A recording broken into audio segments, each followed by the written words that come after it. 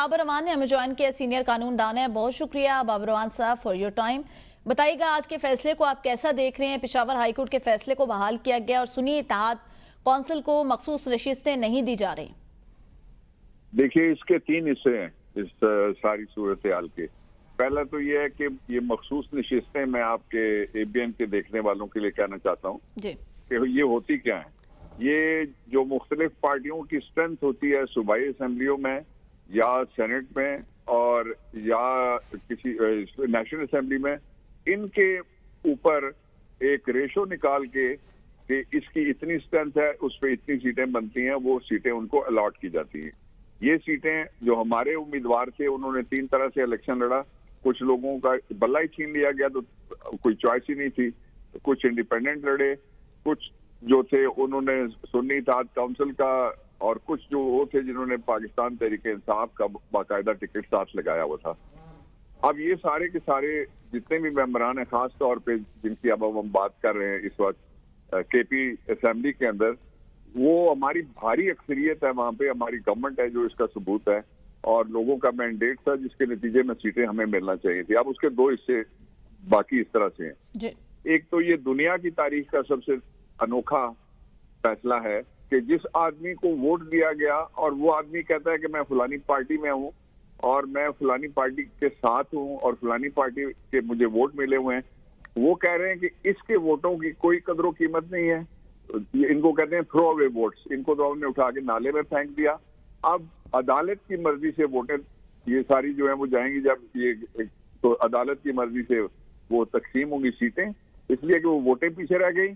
और अब एक ऐसा जो गैर आईनी तौर पे बिठाया गया इलेक्शन कमीशन है वो करेगा। ये इसका दूसरा हिस्सा है। इसका जो तीसरा हिस्सा है सबसे खतरनाक है, वो ये है कि इतनी डिवीजन पाकिस्तान की तारीख में कभी सुप्रीम कोर्ट ऑफ पाकिस्तान में नहीं है। और इतनी, मैं रोज पेश होता हूँ, मैं रोज केसेस करता हूँ ऑलमोस्ट, इसलिए मैं आपको पूरी तसल्ली से ये बात कह रहा हूँ। और जितना लोगों का अदम एतमाद है आला तरीन अदलिया के ऊपर, उतना पाकिस्तान की तारीख में पहली दफा उस वक्त था जब जुल्फकार अली भुट्टो को ट्रायल किया जा रहा था, और दूसरा 26 अमेंडमेंट के साथ ही एक्सेलरेट हो गया है। अब इसका जो नतीजा है वो बड़ा दिलचस्प है। इसका नतीजा ये है कि आप या मैं या सारे जिसको मर्जी वोट दें, गिनने वाले की मर्जी है पहले कि वो किसके हक में गिनेगा, मेरा वोट या आपका वोट, और दूसरा अब ये अदालत की मर्जी है कि हमारे गिने हुए वोटों का ये नतीजा क्या निकालेंगे। मिसाल के तौर पे एक जो पार्टी है इस पीडीएम की गवर्नमेंट 2 की पीपुल्स पार्टी, उसके एक आदमी जीता है पूरे सूबे से। उस एक आदमी जीते हुए के साथ 3 सीटें उनको पहले मिल गई हैं, 3-4 और दे देंगे 6-7। ये तो बड़ा जबरदस्त काम हो गया। ये इसको कहते हैं अलॉटमेंट पॉलिसी चल रही है सीटों की। सही। अच्छा बाबर रहमान साहब, जस्टिस आयशा मलिक और जस्टिस शकील समात में पहले रिव्यू को मुस्तरद कर चुके हैं। आज सलाहुद्दीन पनहोर और हामिद खान के दरमियान भी नोक-झोंक हुई और वो एतराज के बाद बेंच छोड़कर चले गए सलाहुद्दीन पनहोर साहब। लेकिन इन तीनों जजेस के फैसले को मरकजी फैसले का हिस्सा बनाया गया है, इसके ऊपर आप क्या कमेंट करेंगे? देखिए, 2 बातें हैं। पहला तो ये है कि ये तीनों वो लोग हैं, अब तसव्वुर होंगे कि जिन्होंने मेजॉरिटी के साथ इख्तलाफ किया है, एक बात। दूसरा ये है कि पिछली दफा कितनी तादाद में थी। ये जजमेंट जो है, अगर 3 ये शामिल करें और पिछले जो जजेस का फैसला आप देखें, ये तो रिव्यू का फैसला है। रिव्यू में इतना बड़ा बेंच नहीं बैठ सकता, या फुल कोर्ट बैठ सकती थी या रिव्यू वही बेंच करता है हमेशा उसी तादाद में। मिसाल के तौर पे किसी को सजाए मौत होगी और 3 जजेस सुनते हैं सुप्रीम कोर्ट ऑफ पाकिस्तान में, उसको कहते हैं फुल बेंच। फुल बेंच ने उसको सजाए मौत को बहाल रखा, तो रिव्यू आइन के आर्टिकल 188 के मुताबिक जब जाएगा तो वही बेंच सुनेगा। एक उसमें खास बात ये होती है कि जो ऑथर जज है जिसने लिखा हुआ है, अगर वो रिटायर नहीं हुआ तो वो जज बैठेगा, बाकी वही बेंच बैठता है। नंबर 1। नंबर 2 ये है कि ये इस वक्त मेजॉरिटी का फैसला नहीं है, ये माइनॉरिटी का फैसला है। आप जिस तरह से मर्जी काउंट कर लें, टोटल स्ट्रेंथ के एतबार से भी माइनॉरिटी बनती है, और जिन्होंने सुना हुआ उसके एतबार से भी ये फैसला माइनॉरिटी का है, जिसके जरिए से ये allotment policy supreme court of Pakistan ने सीटों की बनाई है। पहले सरकारी क्वार्टरों की हुआ करती थी कि आप जी ये फलाने को अलॉट हो जाएंगे और ये फलाने को। बड़ी बदकिस्मती की बात है। आइन पर से पुष्ट रह गया और कानून की कोई औकात नहीं रही। सही है। अच्छा बाबर अमान साहब, आपका ताल्लुक पाकिस्तान तहरीक इंसाफ से भी है, क्या लीगल ऑप्शन मौजूद हैं आपकी जमात के पास, क्या लाएअमल इख्तियार किया जाएगा? देखिए बाजार तो ये जो रिव्यू है, इसके बाद मेरा ख्याल यही है कि एक पिटीशन ये जानी चाहिए, कॉन्स्टिट्यूशनली हम फाइल कर सकते हैं कि चूंकि ये इंतहाई मुतनाज़ हो गया बेंच, चूंकि ये फैसला इंतहाई मुतनाज़ हो गया, क्योंकि डिवीजन इस हद तक चली गई है।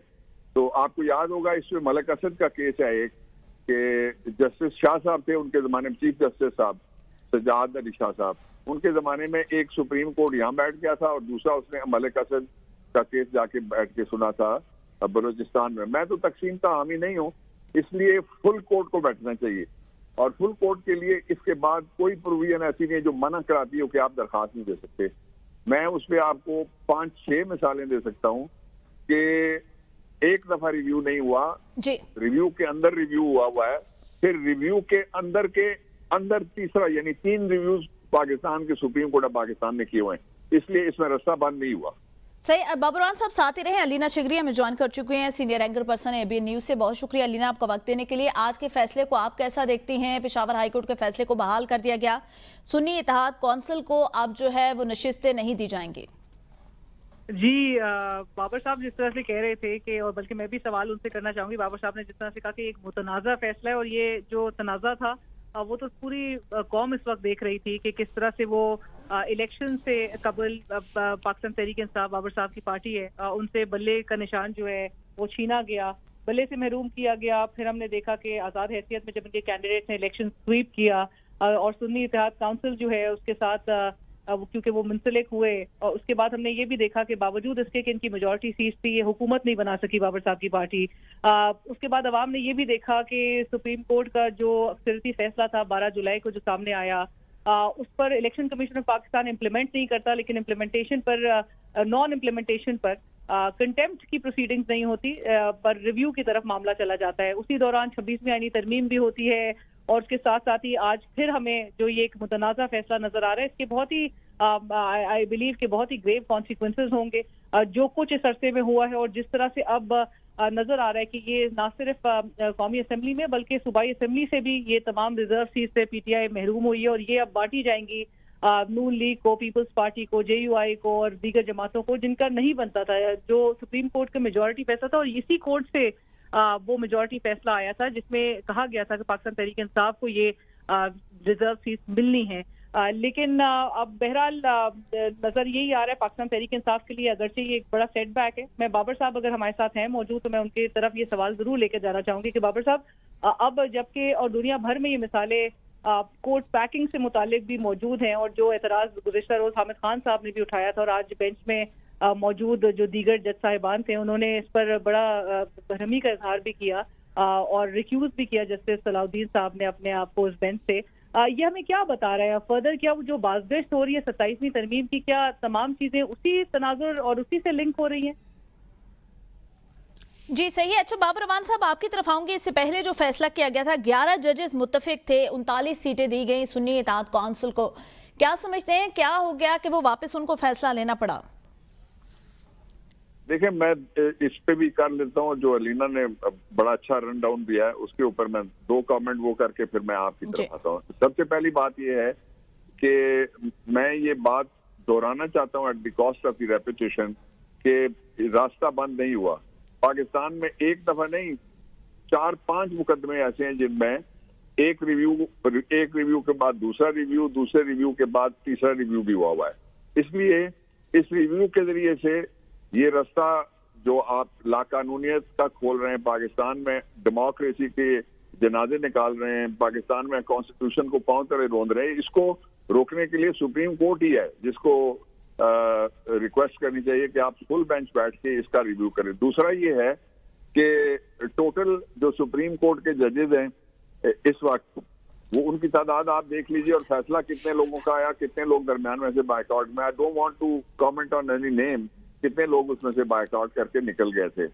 अब इसका मतलब ये हुआ कि ये majority of the supreme court will of, जिस तरह कौम के एक वोट से भी ज्यादा किसी को वोट मिल जाए तो वो सीट ले जाता है, बाकी सारी काउंटिंग होती है, किसी 4000 लिया या 40,000 ऊपर लिया, एक वोट से जीता है बंदा बेसिकली।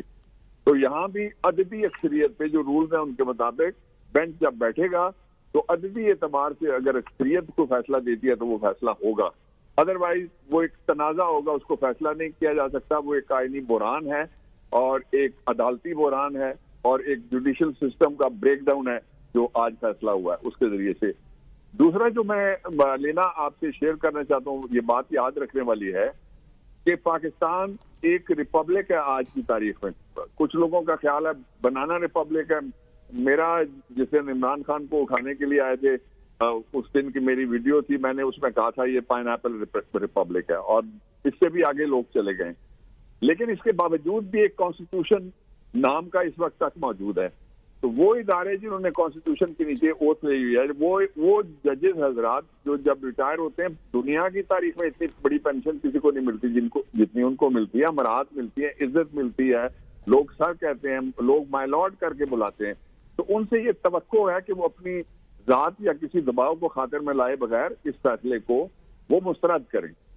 तो अब आपने जो कहा कि पहले जो था उसमें जो such and such number of जजेस उन्होंने जो दिया, अब वो मर्ज हो गया सारा। लेकिन मर्ज होता है लार्जर बेंच का जब फैसला आता है, ये तो मिनॉरिटी है, आप गिनती करके देख लें। यानी कोर्ट में से आपने लोगों को चुन के उनको इंतखाबी इदारा एक अंदर अपना बनाया, उस इंतखाबी इदारे में से अब अलॉटमेंट सीटों की जो है वो शुरू हो गई है। वो तो जुडिशियल सिस्टम तो नहीं रहेगा ना सर। ये बड़ी बदकिस्मती की बात है और इस बदकिस्मती हमारे मुकद्दर में ना लिखी जाए।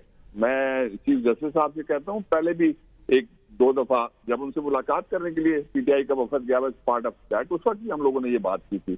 तो ये उनका फर्ज है कि वो फुल कोर्ट का इजलास जो फुल कोर्ट को कन्वीन करें और फुल कोर्ट लगाएं और फिर सारे जिस तरह लाइव स्ट्रीमिंग करें, कौम देखे कि सही फैसला होना चाहिए। अब ये जिस तरह से आपने कहा अलीना के मैंडेट की चोरी की गई है, वो छीना गया, उस पर डकैती मारी गई है, तो फिर तो लोगों को जरूरत ही कोई नहीं है कंप्लेन करने की। फिर लिख के अपनी चॉइस भेज दिया करेंगे, मुझे फलानी जगह से आप जितवा दें, फॉर्म 47 उसके घर डिलीवर हो जाएगा, लॉट होगी आपको सीट। तो ये कौम के साथ मजाक है। और जो कॉन्स्टिट्यूशन है उसमें लिखा हुआ है कि विल ऑफ द पीपल के जरिए से सिस्टम इन प्लेस आएगा, will of the chosen few के जरिए से या चंद कमरों के जरिए से कोई फैसला नहीं किया जा सकता। अच्छा, एक और पहलू ये है कि दुनिया में इतना बड़ा हमारा मजाक बनेगा अदालती तारीख का।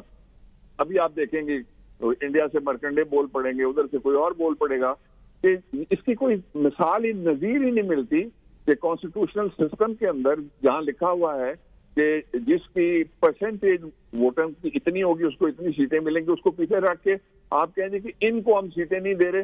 अब हम उन पार्टियों को जो इलेक्शन हार गई हैं, वो पार्टियां जिन्होंने सीटें आ रही हैं, वो पार्टियां जिन्होंने सूबा आ रहा हुआ है, वो पार्टियां जिन्होंने मरकज आ रहा हुआ है, वो पार्टियां इक़्तिदार में रहेंगी